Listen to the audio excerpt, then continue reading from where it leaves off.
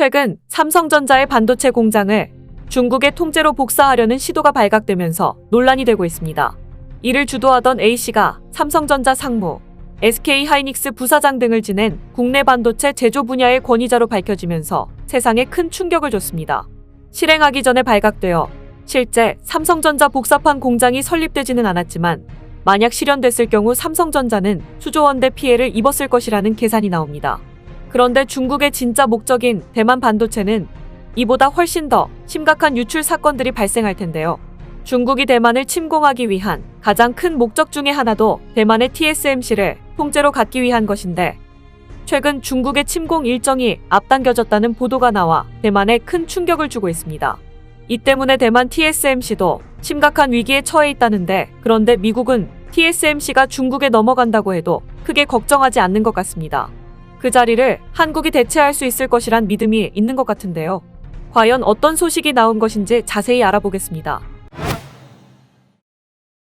최근 대만에게 충격적인 소식이 나왔습니다.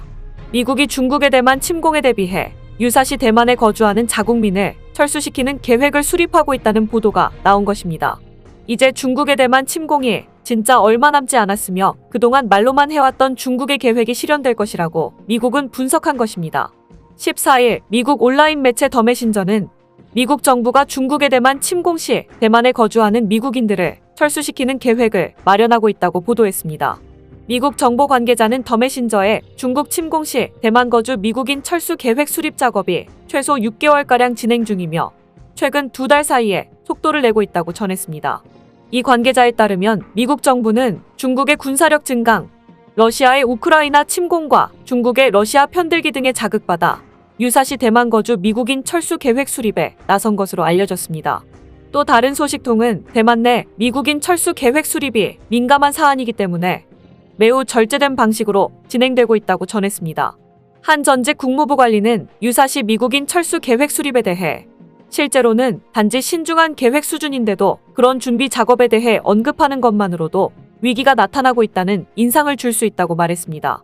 마틴 마이너스 미 국방부 대변인은 중국 침공 시 미국인 철수 계획을 수립하고 있느냐는 질문에 대해 직접적인 답변을 하지 않았지만 부정하지도 않았습니다. 다만 그는 우리는 대만의 협에서의 갈등이 임박했다거나 불가피한 것이라고 보지 않는다고 답했는데요. 현재 대만에 단기적으로 거주하는 미국인은 8만 명가량 되는 것으로 알려졌습니다. 이 보도와 관련해 중국 정부의 대만 담당 조직인 국무원 대만판 공실 주펑린 대변인은 14일 대만 집권당인 민진당 당국이 늘 대만과 미국의 관계가 역사상 가장 좋다고 하지만 미국 측은 언제든 대만을 버릴 준비가 되어 있다는 것을 말해준다고 말했습니다. 앞서 연합보 등 대만 언론 매체들은 지난 5월 1일 올해 한광훈련 지휘소 훈련을 앞두고 이번 지휘소 훈련에는 대만에 거주하는 미국인을 포함한 외국인의 제3국으로의 긴급 대피, 비상 철수 관련 내용이 포함됐다고 보도한 바 있습니다. 실제로 현재 시진핑 국가주석을 정점으로 하는 중국 공산당 지도부는 2016년 5월 민진당 소속의 차이잉원 총통이 집권한 이후 대만과의 공식 관계를 단절하고 대만에 대해 강도 높은 군사적 압박을 가하고 있는데요. 중국 인민해방군은 지난 4월에는 차이 총통과 미국 권력 서열 3위인 메카시 하원의장 간 회동을 빌미로 대만을 겨냥해 전쟁 리허설에 가까운 대규모 군사적 압박을 가하기도 했습니다. 당시 인민해방군은 훈련 첫날에 군용기, 군함 등 하루에 역대 최대 규모인 100대가량을 동원하면서 3일간 실제 전쟁 리허설을 실시하기도 했습니다. 이렇게 높아지는 중국의 군사적 압박에 미국 고위급 사이에서도 진짜 얼마 안 남았다라며 언급하고 있는 것입니다. 앞서 2021년 당시 필립 데이비슨 미국 인도 태평양 사령관은 미 상원 청문회에서 중국 인민해방군의 2027년 이전 대만을 침공할 가능성이 있다고 경고한 바 있습니다. 이때부터 2027년이라는 일정표가 계속해서 언급됐는데요. 그런데 최근 미국의 전현직 관리들과 정치인, 외교, 안보 전문가들까지 연일 중국의 대만 침공 가능성에 대해 말을 거들고 있는 것입니다. 미국의 살아있는 외교의 전설, 헨리 키신저 전 미국 국무장관도 전날 블룸버그 통신에 미국과 중국의 갈등 상황을 벼랑에 있다고 표현하며 현 추세가 계속되면 대만에서 전쟁이 일어날 가능성이 크다고 우려하고 나섰습니다. 또 중국에 대해 가장 잘 분석하고 있다는 마이크 갤러거 미중 전략경쟁특위 위원장은 최근 일본의 경제 매체 니케이 아시아와의 인터뷰에서 중국과 대만의 무력 충돌이 예상했던 2027년보다 훨씬 이전에 일어날 가능성이 있다고 말하며 충격을 주었습니다. 미중 전략경쟁특위는 미 의회 차원에서 미-중 전략경쟁 대처 방안을 논의하기 위해 공화당 소속 케빈 메카시 하원의장 주도로 2년 전 설치됐습니다.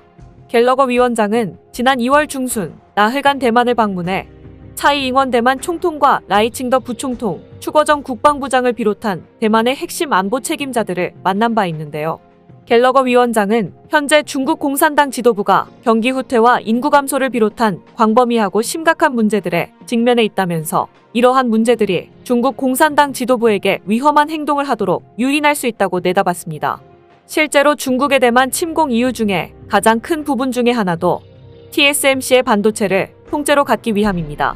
앞서 중국은 2025년까지 반도체 자급률을 70%까지 끌어올릴 계획이라고 밝혔지만 현재 중국 자체 반도체 기업의 자급률은 5.9%에 불과합니다. 중국 진출 외국 반도체 기업을 모두 연끌해도 15.9%에 그치는 수준입니다. 이제 그 외국 기업들까지 모두 탈중국 수순을 밟게 되면 이제 진짜 중국의 반도체 굴기는 회생불가라고 볼 수 있습니다.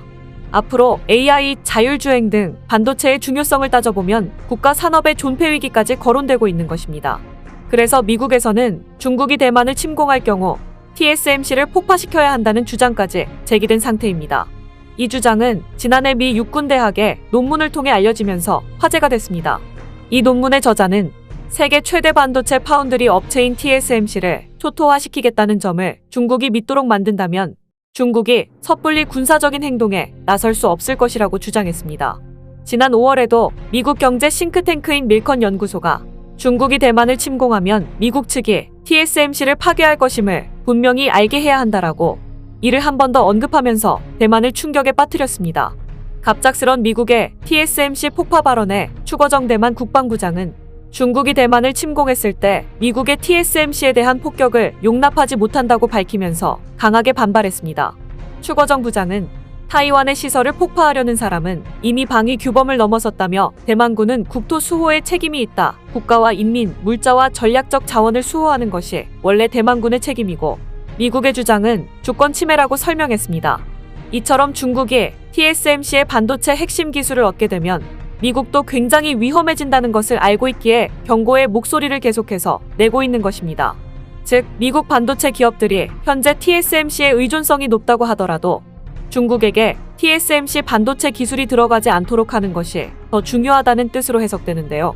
물론 미국 정부도 실제로 중국에 대만 침공이 실현될 경우 여러 가지 복잡한 상황이 생기는 것을 꺼리기 때문에 최근 토니 블링컨 미국 국무장관을 중국 베이징으로 보내 친강 중국 국무위원 겸 외교부장 등과 만나 신냉전으로까지 불리는 미중 전략경쟁의 관리 방안을 논의했습니다.